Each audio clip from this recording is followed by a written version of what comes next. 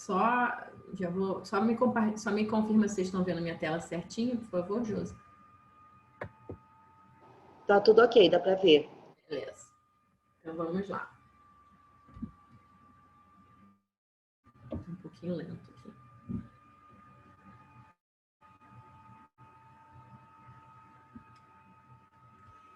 Então, quando devemos pensar, né, nessas doenças reumáticas que a gente não quer deixar passar?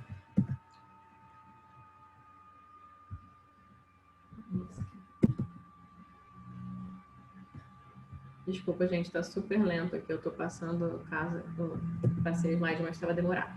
Então, vamos lá, um pouquinho da agenda da nossa aula. Então, vai ser uma aula baseada em 8 casos clínicos, né? Nós vamos falar sobre os sinais de alerta em cada um deles. E no final, eu vou falar um pouco também sobre exames laboratoriais, que comumente são utilizados, né, quando se pensa em doenças reumatológicas. Então, o caso 1 é uma menina de 6 anos que apresenta dor em tornozelos, joelhos e punhos há 2 semanas. Nega outros sinais ou sintomas associados, procurou o pediatra, então foi feito o diagnóstico de dor de crescimento e foi prescrito analgésico simples para controle da dor. Após 2 semanas, a paciente evoluiu com edema nas articulações dolorosas e limitação na movimentação das mesmas, além de uma irritabilidade importante. Então, nesse momento, no exame físico, ela apresentava artrite em punhos, joelhos e tornozelos, com uma dor desproporcional aos achados objetivos do exame físico. Foi solicitada, então, uma investigação laboratorial para essa criança.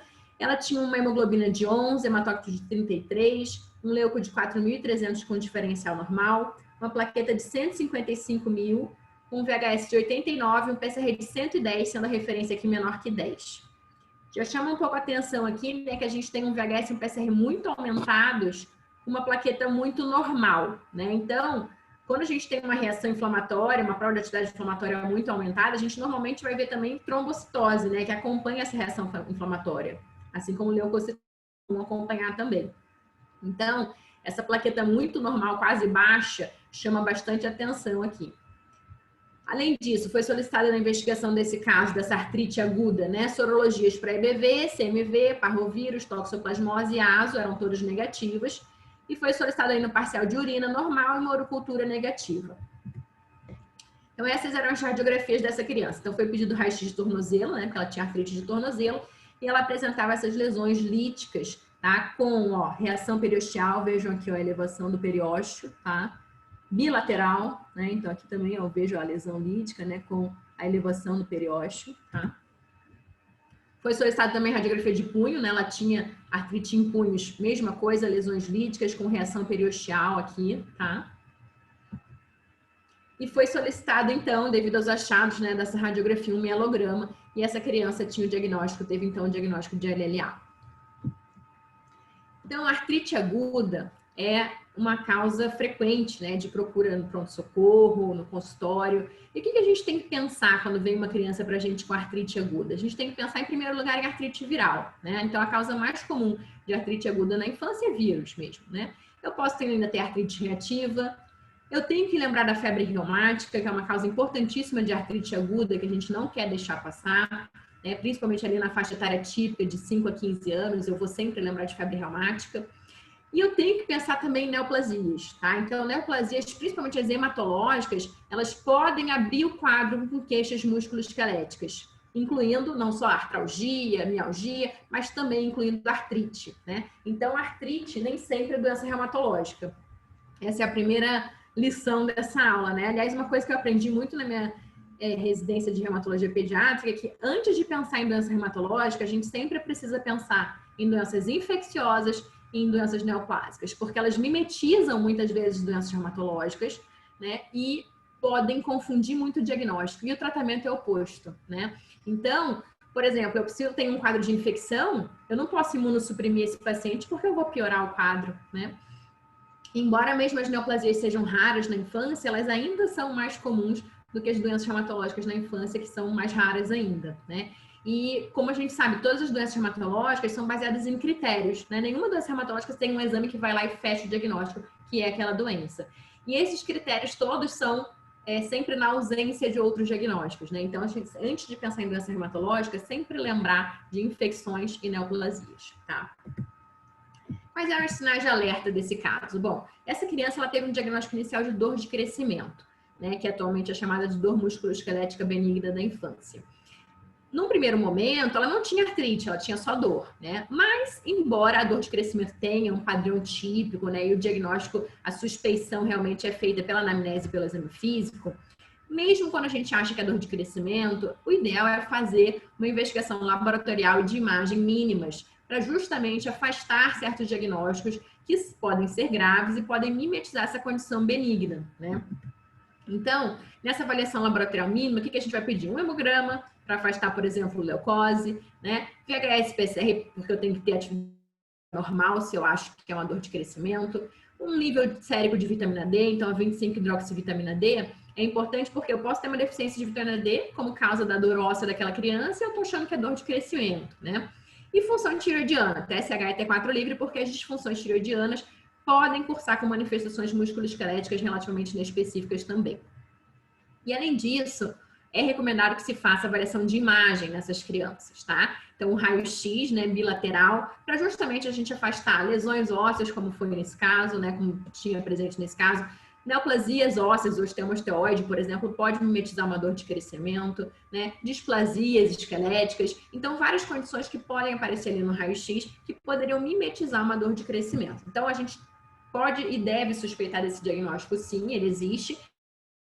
Não basta suspeitar sem nenhuma investigação, né? A gente tem que fazer uma investigação mínima para poder dizer que realmente afastar outras coisas, né? Antes de dizer realmente que é dor de crescimento. Uma coisa que chamava atenção nesse caso era a dissociação das plaquetas com VHS-PCR, que eu apontei ali para vocês, né? Então, VHS-PCR muito altos com plaqueta normal funciona como uma plaquetopenia relativa, né? Não era absoluta, estava acima de 100, mas era uma plaquetopenia relativa, porque eu esperava uma plaqueta alta, né? Com aquele VHS e aquele PCR tão elevados. Eu tinha uma plaqueta quase, muito normal, né? Quase baixa. Então, isso é uma plaquetopenia relativa que já chama atenção para uma possibilidade de uma leucose. Outra coisa que chamava atenção nesse caso era a dissociação clínico-laboratorial. Então, veja que eu tinha poucas articulações acometidas, essa criança tinha artrite em 6 articulações e um VHS e um PCR muito altos, tá? Eu tenho criança com AIJ, com artrite idiopática juvenil, né? Que tem 20 articulações com artrite e VHS e PCR normais. Então, se eu tenho poucas articulações e muito VHS e PCR, né? Eu tenho que lembrar de infecção e de neoplasia também, tá? Então, essa dissociação ali da clínica com laboratório. Outra coisa que chamava atenção era a dor desproporcional aos achados objetivos do exame físico. Isso também sempre tem que chamar atenção para neoplasia e para infecção, tá? Então, aquela dor muito intensa, uma criança muito irritada, que às vezes não deixa nem você examinar, né? E pouco achado de objetivo no exame físico. Bom, então vamos lá. Segundo caso. Lactente de 1 ano apresentando edema em tornozelo esquerdo há 1 semana. O lactente ainda não deambulou sozinho, mas já consegue ficar em pé com apoio. Procurou o pediatra devido a esse edema no tornozelo, foi diagnosticado como picada de inseto, foi prescrito antialérgico, porém não houve melhora. Após 1 mês, o lactente começou a apresentar edema no outro tornozelo após uma queda. Estava começando a andar, caiu, né, evoluiu com esse edema, foi visto esse edema no tornozelo, né, no outro lado, procurou novamente o pediatra, aquele edema foi atribuído ao trauma, né, à queda, e foi prescrito apenas paracetamol. Após 2 meses, esse lactente mantinha ainda, né, o edema em tornozelos. Dessa vez, o pediatra estava de férias e um pediatra substituto atendeu. Foi solicitada, então, uma investigação complementar, né? O paciente tinha hemograma VHS-PCR normais, um raio-x de tornozelos normal, porém, o ultrassom de tornozelos evidenciou sinovite e derrame articular bilateral.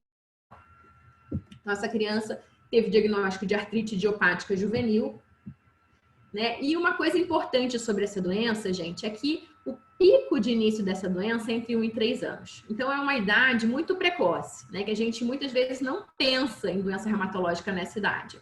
Mas no caso da IJ é justamente quando ela mais começa. Então, a gente tem que estar muito atento para edema articular, né? Para qualquer manifestação articular nessa idade, tá? A dor pode não ser a queixa principal, e em geral não é, né? Como no caso, a queixa principal era o edema. Nessas crianças é muito difícil você ter queixa de dor no caso de EJ, tá? Então, em geral, ela vai ter o quê? Ou é o edema, ou é a claudicação, ou é a professora que nota que aquela criança não acompanha as outras, fica mais quietinha ali no recreio, né, que tem dificuldade de pular, às vezes, nota alguma dificuldade. É aquela criança que teve uma regressão dos marcos do desenvolvimento, então assim, que já andava, voltou a engatinhar, que não usa tanto, não estica, por exemplo, completamente um cotovelo. Tudo isso são motivos que essa criança vem encaminhada para a gente. E a dor, então, ela na artrite crônica, né, na artrite idiopática juvenil, ela é uma dor suportável, sabe? Ela não é uma dor intolerável, ela é suportável. A criança se acostuma, ela vai lidando, vai suportando aquilo ali. Então, muitas vezes não se queixa. Uma criança dessa idade, muitas vezes nem verbaliza, né? Ou nem sabe que o normal é não sentir dor, nem sabe que aquilo ali tá errado. Então, às vezes, não fala, vai convivendo com aquilo ali, né? E com isso, muitas vezes, o diagnóstico vai passando, tá? Então, é preciso estar atento para edema articular. Então, se o paciente tem edema na articulação, vamos fazer um exame físico bem detalhado, né? Antes de pensar que é picada de inseto.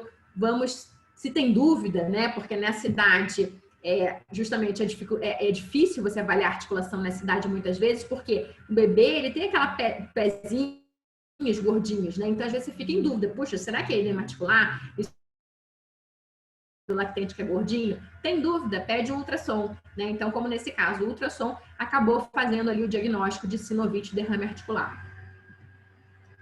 E, infelizmente, o diagnóstico de artrite idiopática juvenil frequentemente não é feito, né? Ou é atrasado.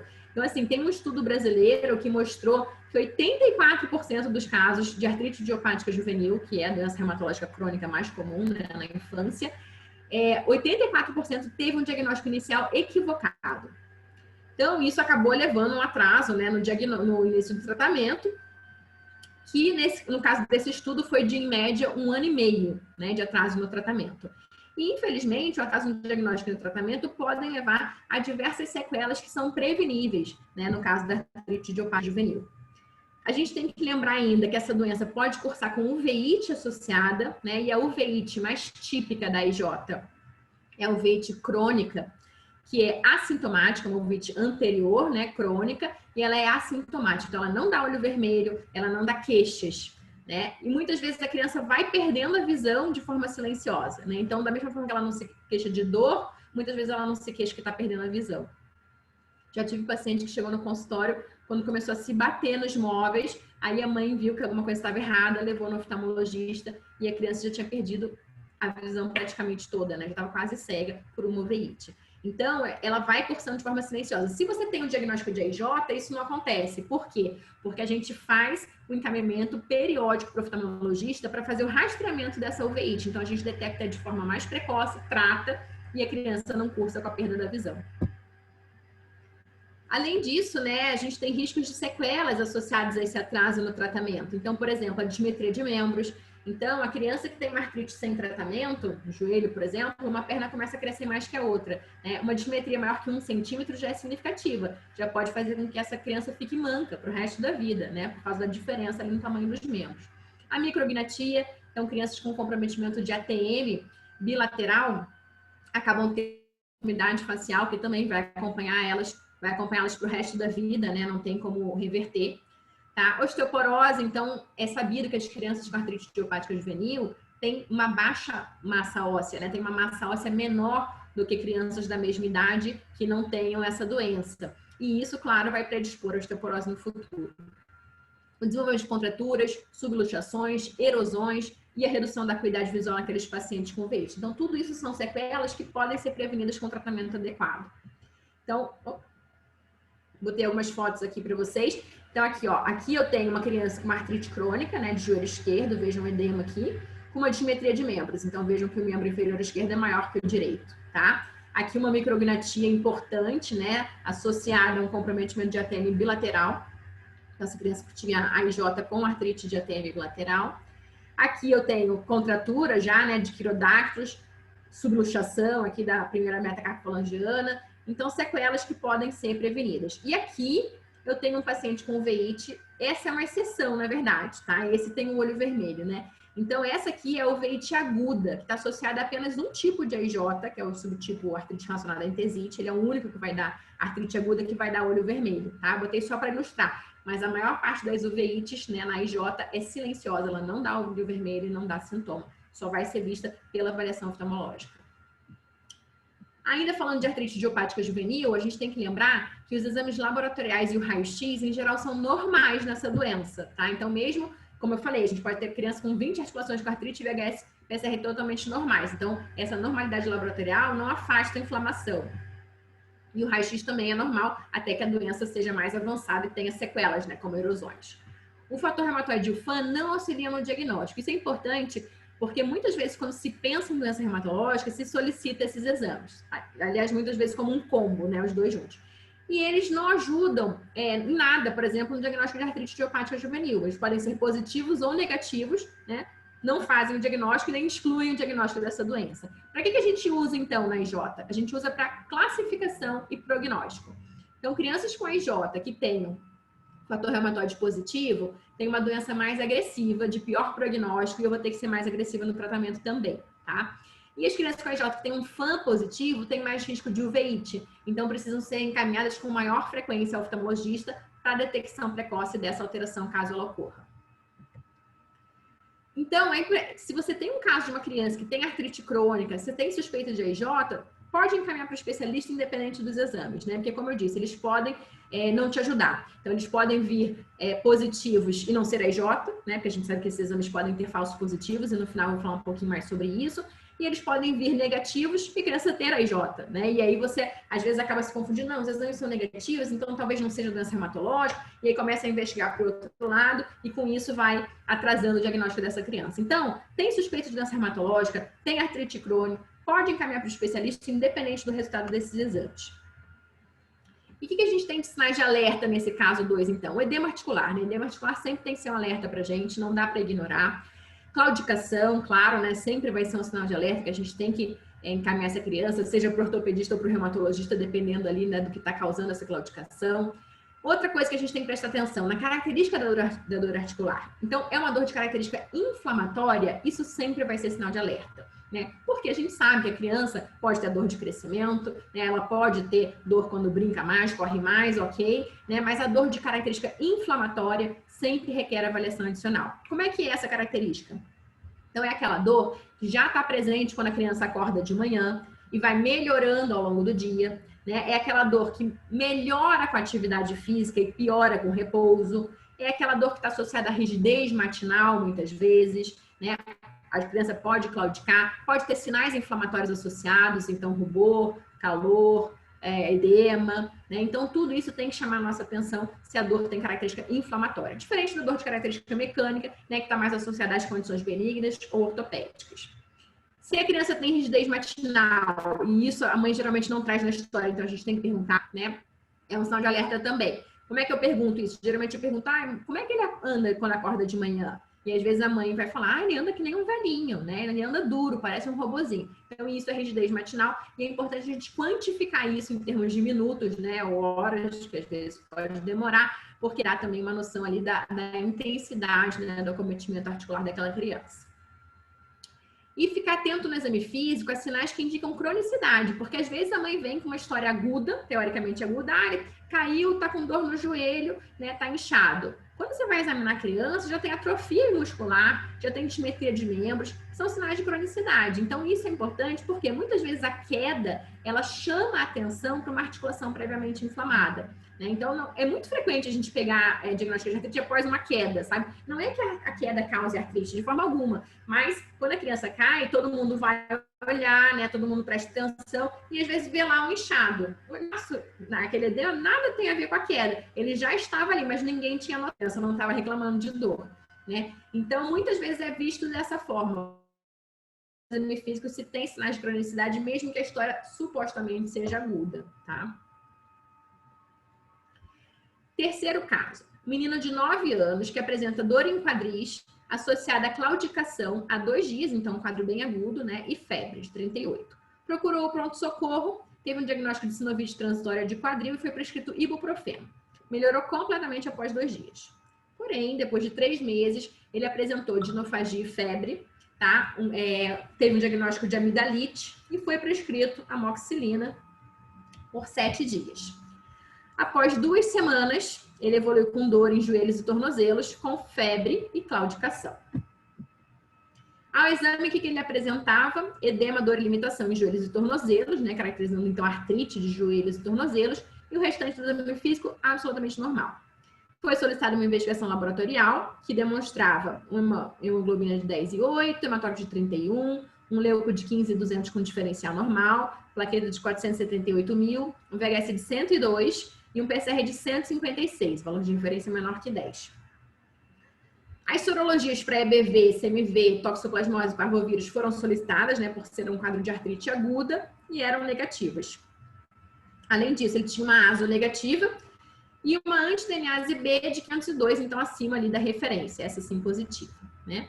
E ainda foi solicitado um ecocardiograma que apresentava espessamento de válvula mitral e regurgitação mitral leve. Então, com isso, foi feito o diagnóstico de febre reumática, né? Esse paciente ele já tinha tido febre reumática naquele primeiro episódio de artrite aguda com febre, né? Quando ele recebeu o diagnóstico de sinovite transitória de quadril. O problema, né, ou enfim, não necessariamente um problema, mas o que acontece é que a febre reumática ela responde muito bem com anti-inflamatório. Então, ele usou anti-inflamatório, melhorou e ficou por isso mesmo. Ah, realmente, foi uma sinovite transitória, melhorou ali com anti-inflamatório. Na verdade, foi um primeiro episódio de febre reumática.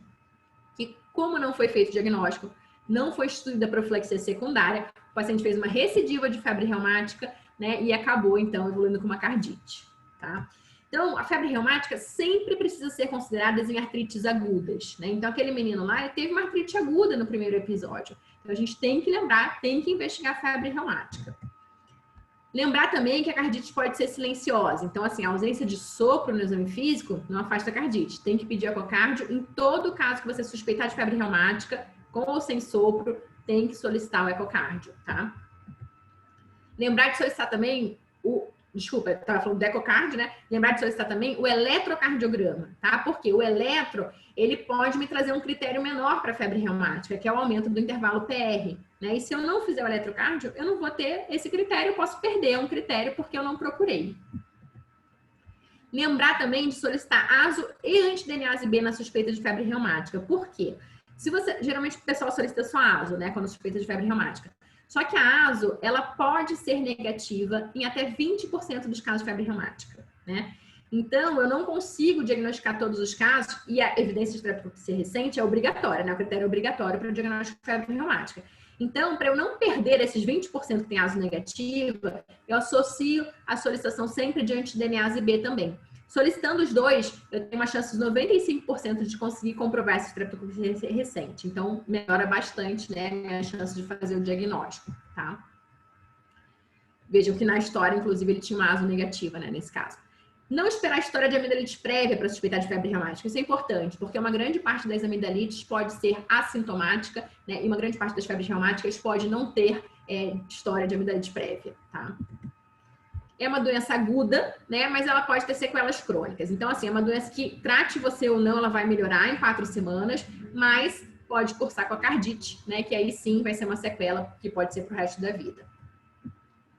E lembrar que a amidalite bacteriana deve ser tratada com penicilina benzatina em dose única. Então, no caso, a amidalite foi tratada com amoxicilina por 7 dias, né? Esse tempo de tratamento não erradica o estreptococo, né? E deixa o paciente, então, sujeito a fazer uma febre reumática, que foi o que aconteceu com esse paciente. Se você trata com amoxicilina, tem que ser difícil, né? A família fazer isso, segundo, terceiro dia a criança está melhor, já está cuspindo remédio, ninguém quer dar para o tratamento. Então, você tem como garantir que esse paciente não vai desenvolver febre reumática se você tratar ele com penicilina benzatina, que é dose única, você faz ali na emergência, já resolve, em uma dose a criança está tratada, né, e resolve já o problema, evita a febre reumática. O que a gente tinha de sinais de alerta desse caso? Artrite aguda em escolar. Artrite aguda em escolar, eu sempre tenho que pensar em febre reumática, né? Então, 5 a 15 anos é a faixa etária típica. A melhora rápida com Lyme, ela é bem característica da febre reumática, né? Mas pode atrapalhar ali, né? Pensando em outro diagnóstico, mas melhorou com anti-inflamatório, não era nada demais, né? Era sinovite transitória, e não era. Lembrar, então, que o tratamento de amidalite, né, com a amoxicilina tem que ser por 10 dias, menos que 10 dias não vai erradicar o estrepto. ASO, quando que deve ser solicitada a ASO? Então, a ASO frequentemente é solicitada também em quadros que não se aplica, né, e isso vai te confundir mais do que te ajudar.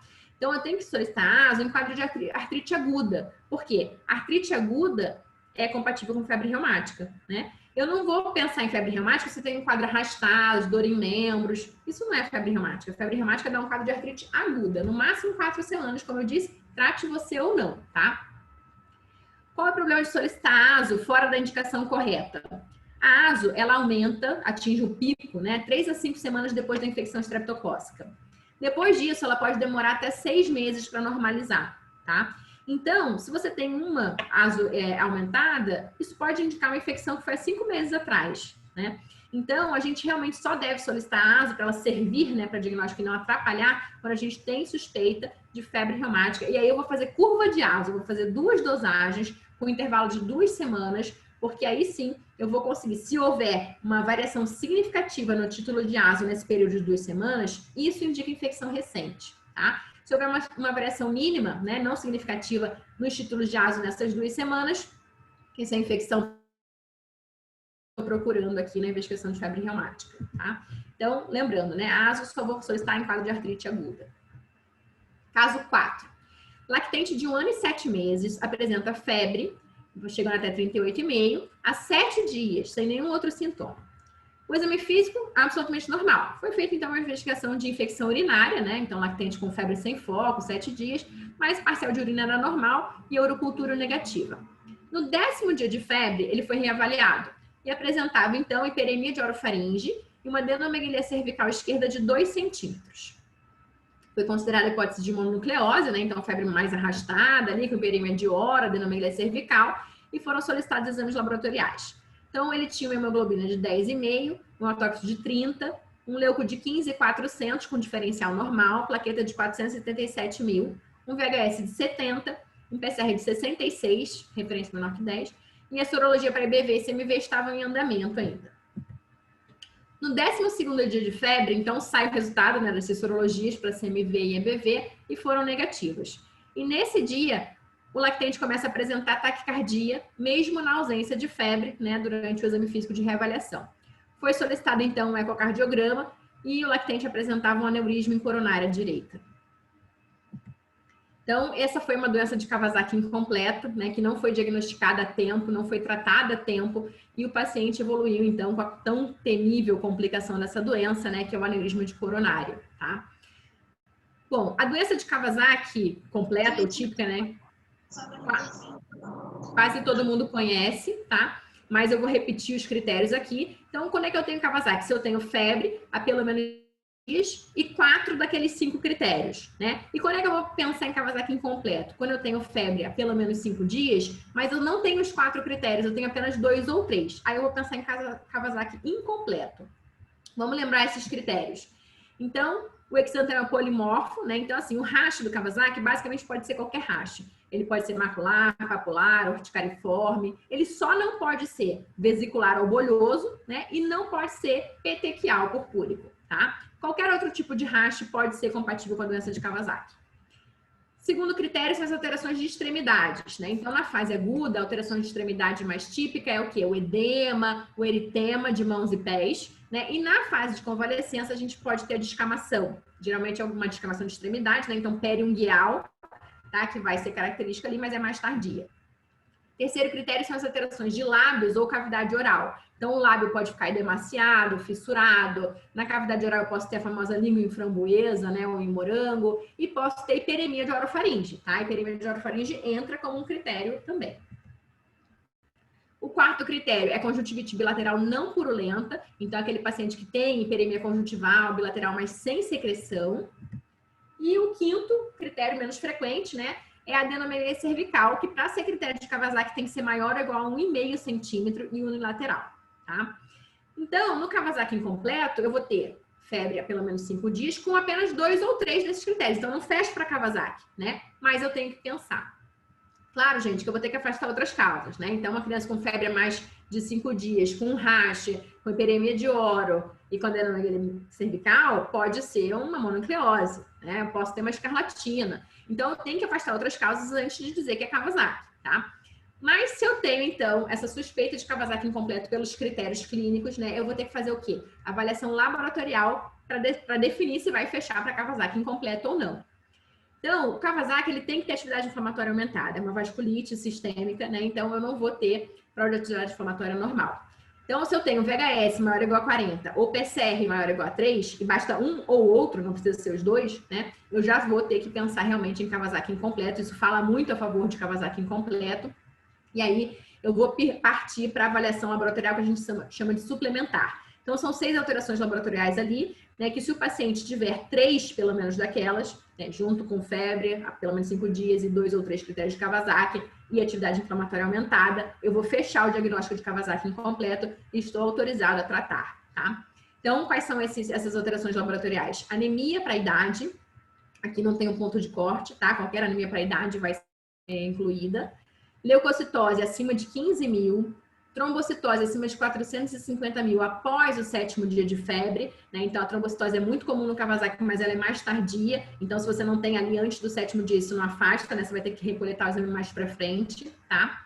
TGP elevada, aqui qualquer nível de TGP acima da referência do laboratório vai entrar. Albumina menor ou igual a 3 e piúria estéril. Então, aquele parcial de urina que tem piúria, né? Mas a urocultura é negativa.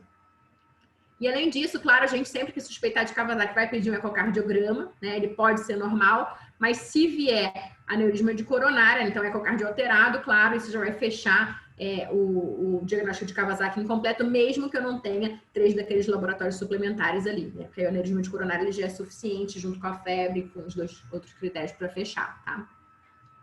E se eu fiz o diagnóstico de doença de Kawasaki incompleta, eu vou ter que tratar, né? O tratamento é idêntico à doença de Kawasaki típica, né? Ou completa, com imunoglobulina, dose de 2 gramas por quilo, corre de uma vez só em 12 horas, tá? E além disso, a gente sempre associa o AS também, né? Inicialmente em dose anti-inflamatória, que é de 80 a 100 miligramas quilo dia, dividido em 4 tomadas, então ali de 6 em 6 horas. Vou manter essa dose anti-inflamatória até o paciente ficar 48 horas afebril, né? Quando o paciente está 48 horas sem febre e PCR em queda, a gente vai diminuir o AS para dose antiagregante plaquetária. Lembrando que o ideal é você começar o tratamento até o 10º dia de febre, né? Por quê? Para prevenção de aneurisma de coronária. Quando você faz o tratamento até essa data, né, até esse 10º dia de febre, você maximiza a chance de prevenção de aneurisma de coronária. Tem febre depois do 10º dia, só fez o diagnóstico agora, vai tratar? Vai tratar, né? Claro que você não vai deixar de tratar porque está no 11º dia, mas você já sabe que a eficácia vai ser menor em termos de prevenção de aneurisma. O que a gente tinha de sinais de alerta, né, nesse caso? Febre prolongada. Então, febre prolongada, maior ou igual a 5 dias, principalmente em paciente abaixo de 5 anos, tem que acender uma luzinha do Kawasaki na sua cabeça, né? Claro que a gente sabe que muitas outras condições podem fazer febre prolongada em menores de 5 anos, mas tem que acender aquela possibilidade diagnóstica na sua cabeça, tá? E aqui eu boto em menores de 5 anos porque a gente sabe que 75% dos casos de Kawasaki acontece antes dos 5 anos. Mas claro que uma febre prolongada acima dessa idade também tem que te lembrar, né, quando não tem foco, de um Kawasaki. Eu tenho que procurar outros critérios. Então, assim, muitas vezes a mãe nem falou nada do lábio rachado, do lábio vermelho, porque ela achou que ele era da febre, né? Então, as mães associam muito, ele tá com o lábio inchado e rachado por causa da febre, né? Ou ela não viu que tem uma adenomiglia cervical, então você tem que procurar no exame físico, né? Muitas vezes ela até viu a descamação de mãos e pés, mas ela não achou que tinha nada a ver com a febre, então ela não relatou. Então, a gente tem que procurar tudo isso no exame físico. Uma situação que merece destaque são os lactentes abaixo de 6 meses, que tenham febre há pelo menos 7 dias sem outra explicação, tá? Então, nesse caso aqui, eu posso pensar em Kawasaki incompleto, mesmo sem ter 2 ou 3 critérios, tá? Porque nessa faixa etária, a chance de Kawasaki incompleto é muito maior, né, do que em outras faixas etárias. Então, lactente com febre há pelo menos 7 dias sem outra explicação, já posso ir direto para o laboratório, né? Se tem VHS-PCR acima daqueles pontos de corte que eu falei, vou interpretar os laboratórios suplementares e aí a gente pode fechar o diagnóstico de Kawasaki incompleto assim, tá? Caso 5. Então, esse aqui é um lactente de 2 meses que apresenta lesões eritematosas ao redor dos olhos e no couro cabeludo. Então, inicialmente teve um diagnóstico de dermatite seborreica, foi prescrito óleo mineral e esse quadro acabou resolvendo depois de 6 semanas. Porém, após 1 ano, a mãe desse mesmo bebê tem uma nova gestação e durante a gestação é detectada uma bradicardia fetal no ultrassom de rotina do 2º trimestre. Foi feita a investigação materna e essa mãe apresentava um anti-Rho positivo, né, e houve então o diagnóstico de lúpus neonatal. Na verdade, aquele primeiro bebê já tinha um lúpus neonatal, não era, né, uma dermatite seborreica. Se tivesse sido feito o diagnóstico, a gente poderia ter evitado, né, o lúpus neonatal e o comprometimento cardíaco dessa segunda criança. Então, vamos falar um pouquinho mais sobre isso. Então, o lúpus neonatal, a gente lembra bastante numa mãe que tem lúpus, né, ou que tem artrite reumatoide, que tem alguma doença reumatológica. Mas isso não é regra. Na verdade, a maior parte das mães de pacientes com lúpus neonatal são carregadoras assintomáticas do anti-RO. Então, elas só têm o exame, né? Elas não têm, elas só têm o autoanticorpo, né? Elas não têm a doença, a maior parte delas. E claro que aí o diagnóstico acaba sendo mais difícil de pensar mesmo. E o risco do bloqueio atrioventricular congênito, né, que pode estar associado ao lúpus neonatal, ele aumenta a cada gestação. Então, na primeira gestação, que a mãe com anti-RO positivo, né, tem, o risco de ter um BAV congênito é de 3%. Se essa mesma mãe com anti-RO positivo tem uma segunda gestação, esse risco já aumenta em até 10 vezes, chegando lá a 30%. E numa terceira gestação, chega a 43%. Então, vejam que se o risco fica cada vez maior. Então, se eu faço o diagnóstico numa primeira gestação, eu posso prevenir, né, esse desenvolvimento dessa complicação numa próxima criança, tá? Como? O tratamento com a hidroxicloroquina durante a gestação dessa mãe que tem um anti-RO, né, vai levar uma prevalência do BAV congênito até 5 vezes menor. Então, eu vou conseguir diminuir bastante a chance daquele bebê desenvolver o bloqueio atrioventricular congênito. As lesões cutâneas do lúpus neonatal, elas aparecem por volta de 2 a 3 meses, né? Então, embora o nome, né, a doença não se manifesta em geral no período neonatal, tá? Ela começa mais tardio, né? Então, o nome engana um pouquinho nesse sentido. E elas vão se resolver mesmo sem tratamento em 2 a 3 meses, que foi o que aconteceu ali no caso, né? O lúpus neonatal pode ter também manifestações hematológicas em até 1/4 dos pacientes. A mais comum é a plaquetopenia, isso cursa de forma silenciosa, então se você não solicitar o hemograma, você não vai saber que esse paciente tem essa alteração. A elevação de transaminases também pode acontecer em até 1/4 dos pacientes, mesma coisa, né? Silencioso, se não fizer o exame, não vamos saber. Se eu estou pensando em lúpus neonatal, além do hemograma, das transaminases que podem falar a favor ali, se estiverem alterados, né? Eu vou confirmar o diagnóstico através da presença do autoanticorpo, que é o anti-RO e o anti-LA. A gente solicita os dois, né? Mas o mais comum é o anti-RO, o anti-LA dificilmente vem sozinho. Geralmente, quando está positivo, vem junto com o anti-RO. Esses pacientes com lúpus neonatal, eles podem ter também outras lesões cardíacas além do BAV congênito, né? Então, fibrolastose endocárdica, miocardite, até miocardiopatia dilatada. Então, é importante fazer a avaliação cardíaca de todo paciente com lúpus neonatal, né? Então, eletrocardio e ecocardiograma. Então, o que a gente tem de sinais de alerta? As lesões cutâneas do lúpus neonatal, elas raramente estão presentes ao nascimento, né? Então, como a gente viu, elas vão começar a se desenvolver ali por volta de 2 a 3 meses. Em geral, vão envolver cabeça e pescoço, tá? O típico é aqui, ó, face periorbitária. Então, vejam que a gente pode se confundir com outros diagnósticos, né? Eu posso pensar numa dermatite seborreica, eu posso pensar, às vezes, numa tínia, né? Então, aqui, essa lesão aqui, ó, de bordas elevadas, eritematosas, né? Então, tem que ter cuidado com os diferenciais. Mas toda vez que você tiver um racho assim em máscara, a gente tem que lembrar do lúpus neonatal, né? E se for uma dermatite seborreica, tudo bem, mas você investigou e afastou o lúpus neonatal. Então, você solicitou os autoanticorpos, o hemograma, as transaminases, né? E se for um lúpus neonatal, vai fazer a avaliação cardíaca dessa criança e pode prevenir o desenvolvimento numa futura gestação daquela mãe, tá? Outra coisa, gente, interessante é que muitas vezes depois que a lesão do lúpus neonatal cutâneo melhora, o paciente evolui com telangiectasia no local.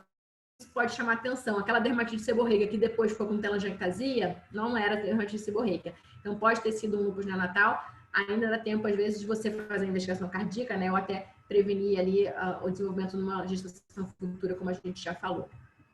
Caso 6.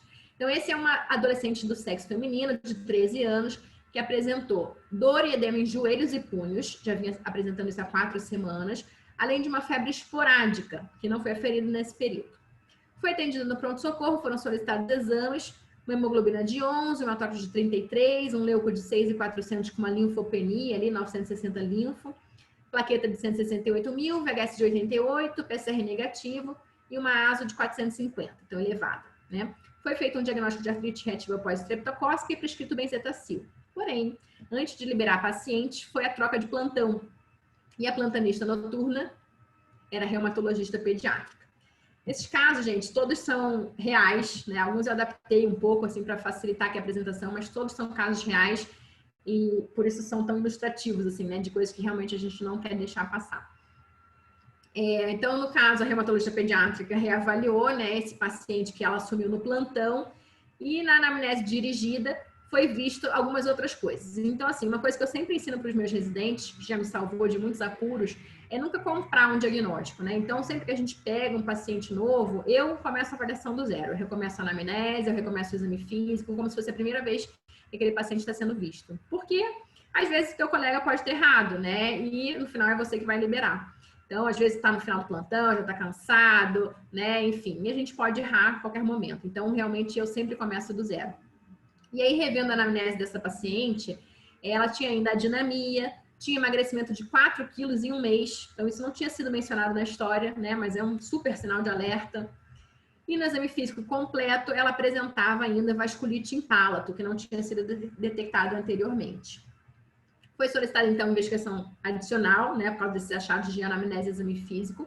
E ela apresentava um parcial de urina com hematura e proteinúria, e um cúmplice direto positivo associado a reticulócitos e LDH aumentados, caracterizando, então, uma anemia hemolítica autoimune, né? Tendo em vista todos esses achados de anamnese, de exame físico e de investigação laboratorial adicional, né, houve uma suspeita de lúpus juvenil, foram solicitados os laboratórios adicionais e realmente ela tinha o FAM, 1/640 homogêneo, um anti-SM positivo, uma anticardiolipina positiva e um consumo de complementos, né, de C3 e C4, fechando então o diagnóstico de lúpus juvenil. Foi solicitado ainda um ecocardiograma, né, para investigação do lúpus, e ela tinha um derrame pericárdico pequeno, que era absolutamente assintomático, não tinha nenhuma alteração no exame físico. Então, o lúpus juvenil ele pode ter muitas manifestações clínicas, né? Manifestações hematológicas, como anemia. A anemia mais comum no lúpus é a anemia de doença crônica, mas a anemia que é critério classificatório, né, é a anemia hemolítica autoimune. Linfopenia, leucopenia, trombocitopenia. Eu posso ter as manifestações mucocutâneas, como o famoso rash malar, fotossensibilidade, úlceras orais, lúpus discoide na pele, que a gente vai ver uma foto já já. Posso ter manifestações musculoesqueléticas, como artrite, artralgia. As alterações renais, que muitas vezes vão ser silenciosas, né, como proteinúria, hematura, cilindrúria. A febre. Neuropsiquiátrico, a gente lembra bastante de psicose e convulsão no lúpus, né? Mas o lúpus juvenil pode dar muitas manifestações neuropsiquiátricas, incluindo ainda distúrbios do comportamento, estado confusional agudo, neuropatia periférica, coreia, mielite transversa, hipertensão intracraniana idiopática, aparentemente, né? E até mesmo meningite acética. Manifestações pulmonares do lúpus, pleurite, a doença pulmonar subclínica, né? Então o paciente pode ter apenas uma alteração na prova de função pulmonar, quadros mais graves como hemorragia pulmonar aguda, hipertensão pulmonar, a pneumonite lúpica. Tromboembolismo também pode estar presente nos casos de lúpus juvenil, principalmente quando tem SAF associado, né, que é a síndrome de anticorpo antifosfolípide. Manifestações cardíacas incluem pericardite, miocardite, endocardite. E eu posso ainda ter manifestações gastrointestinais, como pancreatite e hepatite lúpica, tá? Então, é aquela, né? O lúpus, ele pode acometer basicamente qualquer órgão do corpo. Pode dar quase qualquer coisa. Então, aqui temos algumas fotos dessa paciente com lúpus, né? Com rash malar, que poupa o suco nasolabial, né? Esse é o padrão clássico do lúpus, tá? Pode ser mais evidente ou mais discreto esse rash malar. Uma paciente com lúpus discoide, uma lesão então arredondada, com uma descamação em área fotoexposta. Aqui, vasculite de pálato, que é relativamente comum em pacientes com lúpus juvenil e é assintomática, indolor, então você tem que procurar no exame físico, o paciente não vai relatar isso. Vasculite de palmo plantar, também é relativamente comum, né, nesses pacientes. Essa aqui tinha uma vasculite cutânea, que inicialmente foi até diagnosticada como Enoch Online, né, ou vasculite por IgA, e depois acabou cronificando essa vasculite, fez uma biópsia, era uma vasculite lúpica. E alopécia, né, que a gente também precisa lembrar de perguntar na anamnese e de procurar no exame físico. O que a gente tinha de sinais de alerta desse caso? Então, ASO positivo, ele só atrapalhou, né? Então, ASO positivo em dosagem isolada, como eu já disse para vocês, não indica infecção estreptocócica recente, não tinha nada a ver com o caso isso daí, foi um achado de exame, né? Então, cuidado, né, para não fazer exame fora do contexto clínico, que mais atrapalha do que ajuda. Atenção, a história detalhada, a revisão de sistemas, a anamnese dirigida. Então, a gente viu que os pacientes com lúpus, eles podem ter diversas manifestações que às vezes não são trazidas pelos responsáveis inicialmente na anamnese, porque ele acha que não tem nada a ver com aquela queixa principal que ele trouxe. Então, a gente precisa, sem induzir, né, mas procurar, assim, na nossa revisão de sistemas, se ele não tem mais alguma alteração que possa ser mais um critério, que possa ser mais alguma coisa que fale a favor do diagnóstico. Lembrar de fazer exame físico sempre completo, né? Quando a gente não faz exame físico completo, a gente deixa passar várias coisas que podem ajudar a fazer um diagnóstico. E lembrar que o lúpus pode ter manifestações silenciosas, né? Como anemia hemolítica, ou o próprio cúmulo positivo, mesmo sem anemia, que também é um critério classificatório para lúpus, a linfopenia, a leucopenia, a plaquetopenia, as alterações renais, né? Então, hematúria, proteinúria, e até mesmo a serosite leve, todos eles podem ser silenciosos, então precisam ser procuradas. Caso 7. É nosso penúltimo caso. Então, é uma paciente de 1 ano e 9 meses que apresentava um racho eritematoso em face há 3 meses. Procurou o pediatra, teve um diagnóstico de dermatite atópica, foi prescrito corticoide tópico, tacrolimus tópico, mas não teve melhora. Essa paciente, então, evoluiu com febre, né, há 2 dias, tinha uma febre de curso agudo ali, procurou o pronto-socorro e teve um diagnóstico de otite. Porém, a residente que atendeu essa paciente observou durante o exame físico completo lesões papulares eritematosas em mãos e chamou a preceptora, que por acaso, né, era reumatologista pediátrica, por acaso ou não, né? E o que a gente observou, então? A gente observava essa criança com um racho malar, né? Veja que ele não poupa o suco nasolabial, diferente do racho do lúpus, que a gente viu ainda há pouco, acometendo mento também aqui. Ela tinha essas pápulas eritematosas interfalangianas, proximais e distais, metacarfalangiana também, e ainda essas placas eritematosas nos joelhos, tá? Então, essas lesões são bem características das pápulas de Gottron, né, que estão presentes na dermatomiosite juvenil. A gente pode ter Gottron em joelho também, tá? Como essa paciente tinha. E o racho malar também está presente na dermatomiosite juvenil, né? Então, pensando nesse diagnóstico, foi refeita a anamnese com o pai, perguntando sobre fraqueza muscular, que a doença normalmente vai causar, né? Ele negava. Então, perguntei se ela subia no sofá, pulava, corria, né? As atividades habituais ali para uma criança dessa idade. E ele disse que ela fazia tudo isso, não tinha nenhum sinal de fraqueza. No exame físico, era impossível avaliar a força dessa criança, porque além dela ser, né, tinha 1 ano e 7 meses, já é difícil avaliar a força nessa idade, né? E ainda a paciente estava com febre, com otite, super irritada, então não cooperou nada para o exame físico. Então foi solicitada a investigação, incluindo ali as enzimas musculares, né, para avaliação de miosite. E de fato, ela tinha CPK, EDH e aldolase bem aumentadas, evidenciando realmente uma miosite. Foi solicitado retorno, então, para essa paciente. E aí, dessa vez, veio a mãe, né? E aí a mãe falou, sabe, doutora, todas aquelas coisas que você perguntou para o meu marido se ela fazia, né? De subir no sofá, de correr, ela não faz mais. Ela não consegue mais escalar, tá preguiçosa, pede colo com frequência. E meu marido não sabia, né? Então, a gente acabou realmente fechando o diagnóstico de dermatomiosite juvenil. Então, a dermatomiosite juvenil, ela pode ter um racho malar, que é um pouco diferente do lúpus, né, como eu mostrei para vocês agora, as pápulas de Gottron, o heliótropo, né, que é aquela mancha violácea nas pálpebras superiores, pode ter edema na pálpebra também. A fraqueza muscular, em geral, é proximal e simétrica. Posso ter uma forma amiopática da doença, então só com comprometimento de pele, sem comprometimento muscular, mas é mais raro. Esses pacientes podem desenvolver calcinoses, né, como complicação um pouco mais tardia da doença. Eritrodermia generalizada pode ser vista também, artrite, artralgia, refluxo eles podem ter, comprometimento pulmonar e na avaliação laboratorial lembrar de sempre pedir a dosagem dos exames musculares.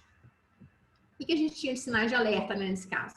O exame físico completo foi o que fez o diagnóstico aqui, né? Então, a residente poderia ter se limitado a fazer o diagnóstico da febre, de otite, tratado com antibiótico e vida que segue, né? Mas, felizmente, ela fez um exame físico completo, lembrou de um paciente que eu já tinha mostrado para ela com essa doença, lembrou das pápulas de Gottron, né? E foi, então, me chamar para ver essa manifestação. E realmente, né? Foi feito um diagnóstico de uma doença crônica, potencialmente grave, né, que precisa ser diagnosticado o mais rápido possível para que o tratamento não seja retardado e não piore o prognóstico dessa criança, né, e foi feito, então, uma consulta de emergência por um outro motivo.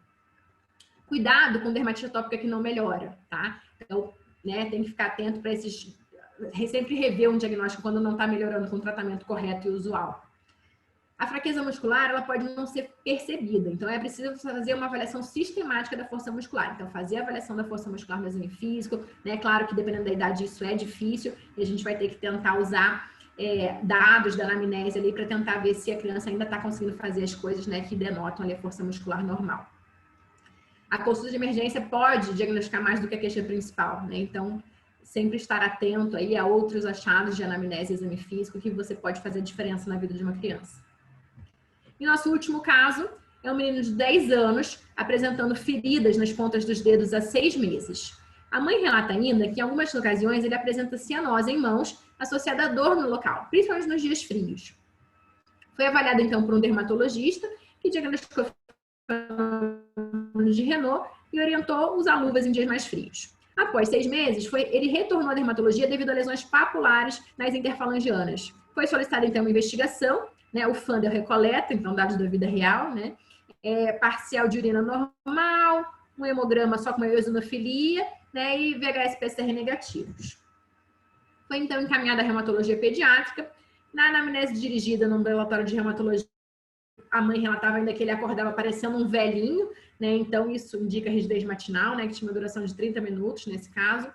E, além disso, ela tinha notado que há 1 ano ele vem apresentando edema difuso em quirodáctilos. No exame físico, ele já tinha todas essas alterações, que eu vou mostrar as fotos para vocês. Espessamento cutâneo em face, braços, antebraços, coxas e pernas. Telangiectasias em face. Pápulas hipocrômicas interfalangianas proximais e distais nas metacarpofalangianas. Dilatação de vasos nos leitos unguiais, visível a olho nu, não precisava nem de capilaroscopia para ver essa dilatação. Né? Esclerodactilia em 2º e 3º quirodáctilos. Então, essas eram as fotos do paciente. Então, olha, tinha cicatrizes aqui de úlceras, tá? Nas pontas dos dedos. Tinha as pápulas de Gottron aqui hipocrômicas, que podem estar presentes também nessa doença, que é a esclerodermia sistêmica, tá? Então, aqui, ó, hipocrômicas, né? Interfalangianas e metacarpofalangiana, tá? Veja o espessamento cutâneo impedindo ali, né, a flexão completa dos quirodáctilos, tá? E a esclerodactilia, né? Então, veja aqui, ó, a reabsorção da falange distal aqui, né? Você não consegue ver, ela já está reabsorvendo. Aqui as telangiectasias em face, que ele tinha também. Então, a esclerodermia sistêmica juvenil, né? Se caracteriza por um espessamento cutâneo, que pode ser difuso. 70% dos casos vai ter o fenômeno de Raynaud, ele é mais frequente na esclerodermia de adulto, né? Mas na juvenil está presente em até 70%, e geralmente é o sinal sintoma inicial da doença. Esses pacientes podem ter também artralgia, artrite, podem cursar com dilatação esofágica e refluxo, podem ter comprometimento pulmonar e até hipertensão pulmonar. O que a gente deve ter de sinais de alerta? Primeira coisa, gente, diferenciar fenômeno de Raynaud de acrocianose. A acrocianose é uma queixa relativamente comum, né? Principalmente em lactente e adolescente, né? São as fases que a gente mais vê. E isso deve ser diferenciado de Raynaud, tá? Porque a acrocianose não requer nenhuma investigação. E Raynaud, muitas vezes, requer. A gente vai falar sobre isso, né? Então, como é que a gente diferencia um do outro? O fenômeno de Raynaud, clássico, em geral, é trifásico, né? Então, você tem aquelas 3 fases. Então, a primeira, que é a palidez, seguida da cianose, seguida do eritema de rebote, né? Não é obrigatório que ele seja trifásico, mas ele tem que ser pelo menos bifásico, né? Sendo que a fase de palidez isquemia é obrigatória, tá? A acrocianose não, ela não tem essa evolução de cores, né? Ela só se caracteriza por apenas cianose.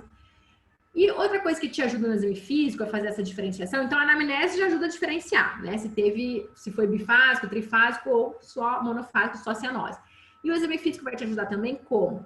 Se o paciente tem acrocianose, quando você faz a elevação dos membros, né? Então acima da cabeça, ali acima do nível do coração, essa cianose, você espera um tempo, né? Essa cianose ela vai reverter, a cor vai voltando ao normal. E, por outro lado, se for o fenômeno de Raynaud, isso não vai fazer diferença nenhuma. A elevação do membro não vai mudar em nada a coloração, tá? O fenômeno de Raynaud, ele pode ser primário, né? Pode ser associado ao frio, realmente não tem nenhuma associação com colagenose. Mas ele pode ser secundário a uma colagenose, né? Sendo que a esclerodermia é a principal que a gente vai se preocupar. Como fazer essa diferenciação, então? O fenômeno de Raynaud que tem úlcera digital nunca é normal. Ou pode até não ter a úlcera, mas ter as cicatrizes de úlceras prévias, né? Como era no caso desse menino. Isso nunca é normal, gente. Isso sempre é sinal de alerta. Sempre vai ter que investigar, tá? Outra coisa que, claro, nunca é normal é a esclerodactilia, né? Então, aquela reabsorção ali da falange distal não é normal. A mãe não vai falar isso, né? Mas você tem que procurar no exame físico. E se você viu isso no exame físico, não é normal. É suspeita de doença, realmente a gente vai ter que investigar e encaminhar. E quando você vai investigar, então, o Raynaud, né? Então, se você tá suspeito, se você tem uma criança com Raynaud, você vai fazer a investigação. Não a acrocianose, né? Raynaud.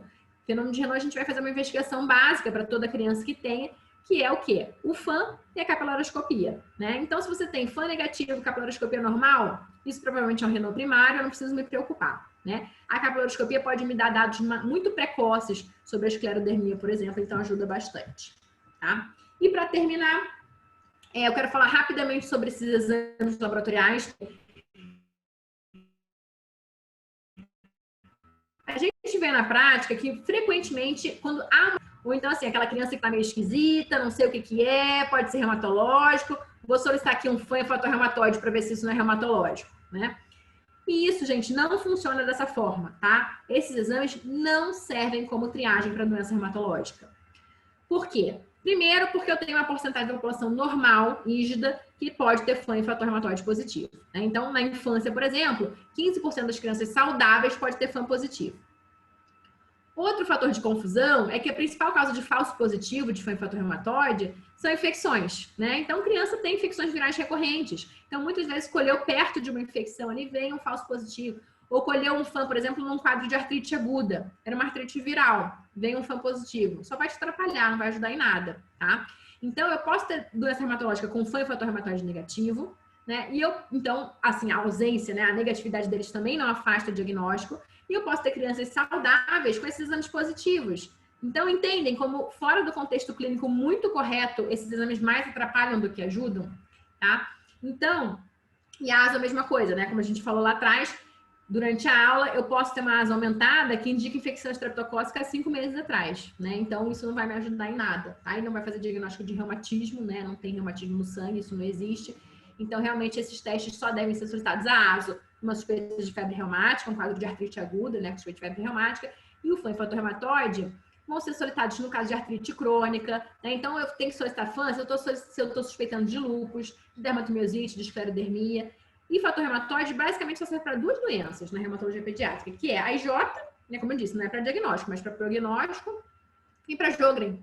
Só para isso, não serve para mais nenhuma outra doença. Em outras suspeitas eu não preciso solicitar. Então, eu vou solicitar os exames de acordo com a minha suspeita, né? Então, peguei a anamnese, peguei exame físico, vou fazer minhas hipóteses diagnósticas. De acordo com essas hipóteses, eu vou solicitar os exames mais indicados. Nunca um combo, né? FAM e fator reumatoide para ver se é reumatológico. Isso está errado, tá? Então, assim, me lembrar, a ASO só faz sentido em quadro de artrite aguda, né? E FAM e fator reumatoide não faz sentido em quadros agudos, só vai fazer sentido em quadro crônico, né? E mesmo assim, não como um combo, solicitando os 2 ao mesmo tempo, mas solicitando um ou outro de acordo com a indicação, né? Uma das poucas situações que a gente realmente vai pedir os 2 é na IJ, como eu falei para vocês, né? Eles ajudam ali a definir prognóstico e risco de uveíte, tá?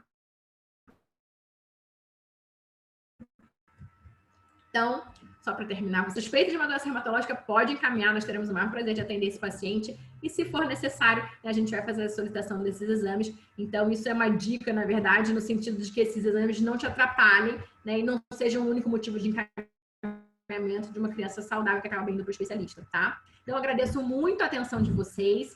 Temos tempo agora para perguntas. Vou dar uma olhada aqui no chat se a gente já tem alguma pergunta. Tem meus contatos aqui, gente, meu e-mail, meu Instagram. Então, se vocês quiserem mandar dúvidas também depois por e-mail, eu fico super à disposição, tá? Deixa eu só dar uma olhadinha aqui, parar de compartilhar. Doutora, para se apresentar, que você iniciou sem falar, a maioria das pessoas te conhecem, mas acho que seria interessante você falar. Com certeza, obrigada, Josi. Nossa, super furo, né? Aquela em cima ali, aquela confusão do início. Então, gente, eu sou reumatologista pediátrica, me desculpa pela ordem reversa da coisa, né? Mas eu sou reumatologista pediátrica, sou médica trabalho em clínicas e sou atualmente a presidente do Departamento Científico de Reumatologia da Sociedade Paranaense de Pediatria também. Deixa eu ver. Certificado, Josi, não sei se vai ter certificado. Temos certificado? Vou deixar para a Josi responder essa depois. Eu vou ver, daí eu informo eles. Eu vejo aqui quem tá e daí eu informo. Combinado. Beleza. Ai, obrigada pelos elogios. Ai, obrigada. Eu vi elogios que fico muito feliz. Mas se tiver dúvida, aproveitem também para mandar aqui, porque a gente tem um tempinho ainda para discutir. É uma aula longa, né, gente? Bastante informação, mas eu tentei otimizar, assim, botar o máximo de informação possível nessas doenças que realmente a gente vê que podem passar desapercebidas, né? São doenças raras, a gente não lembra todo dia, né? Então eu quis botar aí os sinais de alerta realmente para vocês ficarem atentos, né? Quando pensar, quando, né, as doenças que realmente podem levar a gente a se confundir. Então, sempre que alguma coisa não está indo conforme previsto, a gente tem que repensar o diagnóstico, né? E às vezes acabar numa outra classificação de doença ali. Ai, que legal. Obrigada, fico bem feliz que todos tenham gostado. Nenhuma perguntinha, nenhumazinha. Não fiquem tímidos, façam perguntas. Tipo, tudo que você sempre quis perguntar para o reumatologista pediátrico, essa é a chance.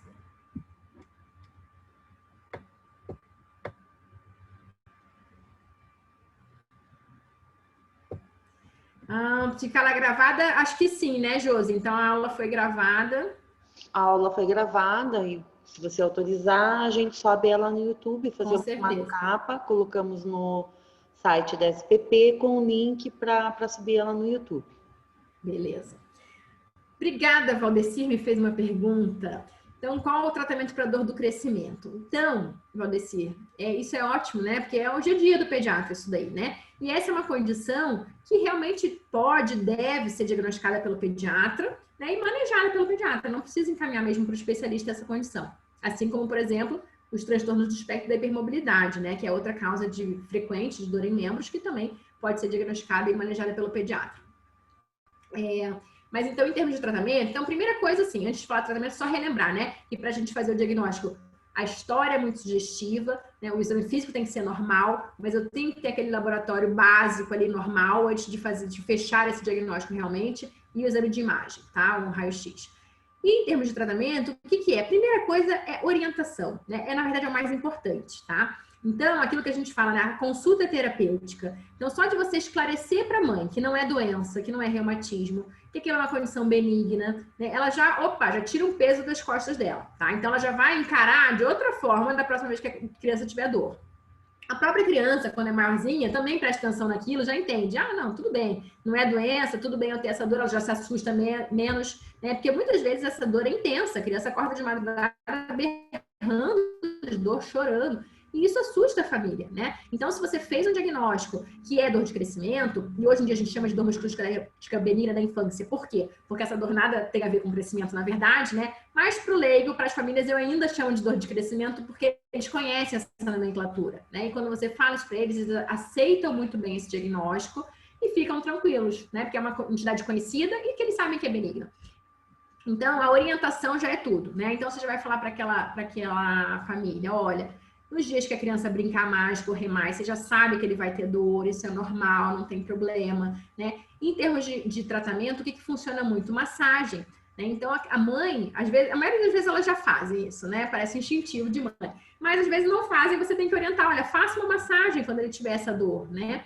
Então, a massagem, e ela pergunta, mas uso qual pomada? Não precisa usar pomada nenhuma, é só a massagem mesmo, a fricção já resolve. Às vezes eles usam umas pomadas, mas não é isso que faz a diferença, né? É a própria massagem. E além da massagem, quando a massagem não resolve, né? Em alguns episódios que a criança está com mais dor, realmente, você pode fazer um analgésico simples, tá? E já é suficiente para melhorar aquela dor. Uma coisa que ajuda bastante a longo prazo também, Valdecir, é a prática regular de atividade física, sabe? Então, estimular essa criança que tem muitos episódios de dor de crescimento a fazer uma atividade física regular. Isso diminui a frequência dos episódios de dor. Claro que no início, né, ela vai, quando começar a se exercitar, não tem condicionamento, ela pode ter mais dor, mas a longo prazo isso tende a melhorar, tá? Deixa eu ver aqui, Matheus. Tem uma dúvida em relação ao em população adulta? Isso mesmo, Matheus. Então, padrão pontilhado fino, né? É igualzinho de adulto isso, tá? A interpretação do FAM. O padrão pontilhado fino, ele é o mais comumente associado à benignidade, tá? Isso pode acontecer, mas não é o mais comum, tá? Então, em geral, nos pacientes com lúpus ou com outras doenças do colágeno, o FAM fino. E o pontilhado fino é o mais presente nessa população rígida que tem um FAM positivo mesmo, tá? Outra coisa que a gente interpreta bastante é o título, né? Então, até 1 para 160 é um título baixo, né? 1 para 320 para cima já é um título mais considerável, né? E geralmente os quadros benignos, né? Ou as pessoas saudáveis que têm FAM positivo, em geral, são em títulos mais baixos, então menores que 1 para 320. Síndrome de hipermobilidade, quais as orientações? Boa, Jussara. Então, assim, a hipermobilidade, né, a gente vai ver lá os critérios de Beighton, que são aqueles critérios, dá para fazer mais uma aula só com isso, né? Mas são aqueles critérios que a gente vai usar, tem que ter pelo menos 6 critérios de Beighton para a gente dizer que é uma hipermobilidade. Ela justifica muitos quadros de dores em membros na infância, né? E o tratamento é fisioterapia, né? Então, primeiro também esclarecimento, orientação, que é uma condição benigna, que tende a melhorar com a idade, né? Porque a criança, conforme vai ficando mais velha, vai perdendo essa hipermobilidade exagerada, a não ser que seja uma síndrome genética, né? Mas é diferente. A maioria delas vai perder um pouco dessa hipermobilidade com a idade, então já tende a melhorar com o tempo. E no meio tempo, o que melhora? Fisioterapia, então para fortalecer a musculatura periarticular e evitar aquelas subluxações, os microtraumas, né? Que a hipermobilidade normalmente está associada, e é isso que causa dor, tá? E além da fisioterapia, a gente pode orientar também, deve orientar também, a atividade física regular, né? Isso também é uma coisa que melhora bastante. Então, a fisioterapia tem o objetivo de melhorar a dor a curto prazo, para você conseguir estabelecer uma atividade física regular a longo prazo e prevenir futuros episódios de dor. A vasculite presente no palato pode gerar prurido? Não é comum, Leonara, tá? Não é comum. Em geral, essa vasculite do palato é assintomática, completamente assintomática. Nem dor, nem prurido, nem nada, tá? Então, por isso que é preciso procurar no exame físico, porque o paciente não vai nem saber que tá ali. E provavelmente os pais também não, né? Quem fica olhando o palato da criança, né? Às vezes, na hora de escovar os dentes, mas geralmente eles não sabem que tá ali também, tá? Então, o paciente com lúpus, com suspeita de lúpus, eu sempre vou direto no palato, porque é muito comum a gente olhar e achar, né, essa vasculite ali. E outra coisa é a úlcera, né? A úlcera oral do lúpus, ela é indolor também. Então, frequentemente, o paciente não sabe que ela tá ali. Então, também tem que procurar no exame físico. Gostei, agora o pessoal se empolgou, fez umas perguntas. Dores em articulações interfalangianas das mãos. Suspeita inicial de ARJ?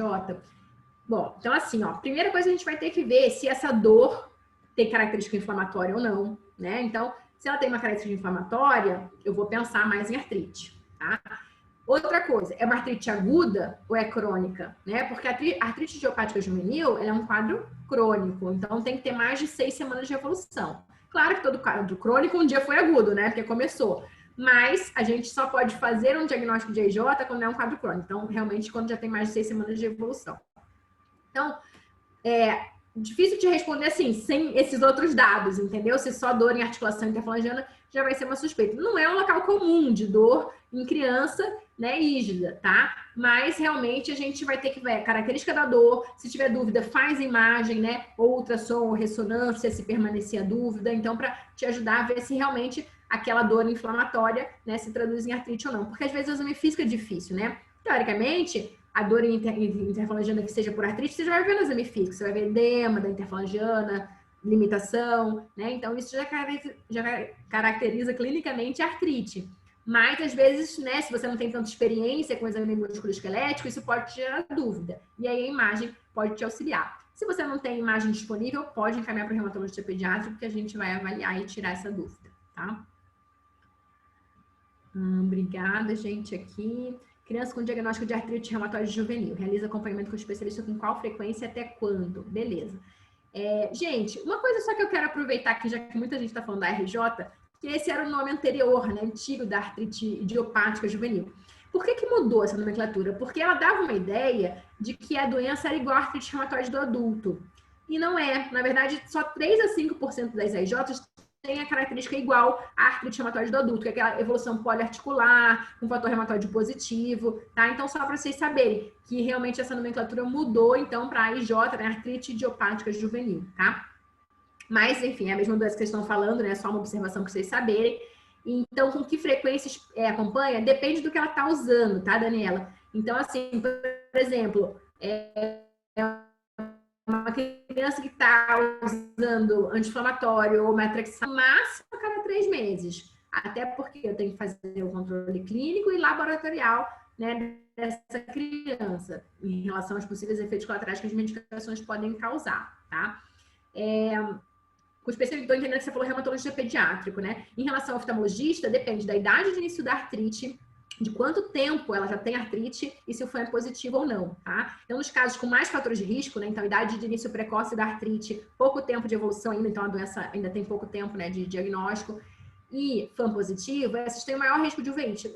O oftalmologista tem que ser indicado a cada 3 meses, tá? Naqueles que têm risco moderado a cada 6 meses, e aqueles que têm baixo risco de uveíte, a gente encaminha a cada 12 meses, tá?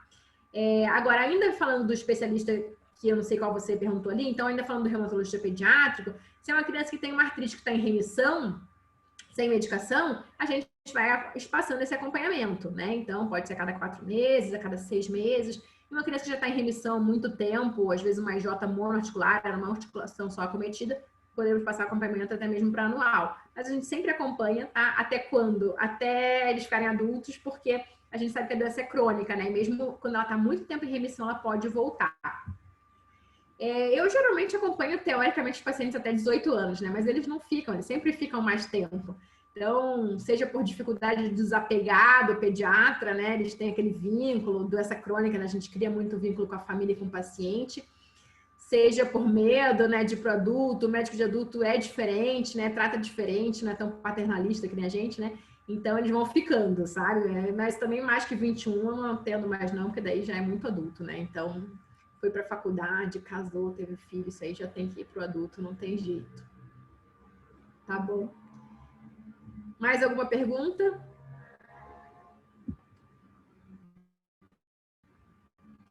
Gente, adorei. Obrigada pela participação de vocês. Muitas vezes a pergunta é a dúvida de outro, né, que acabou não perguntando e acaba se beneficiando das respostas também. E faz a aula ficar muito mais interativa, muito mais...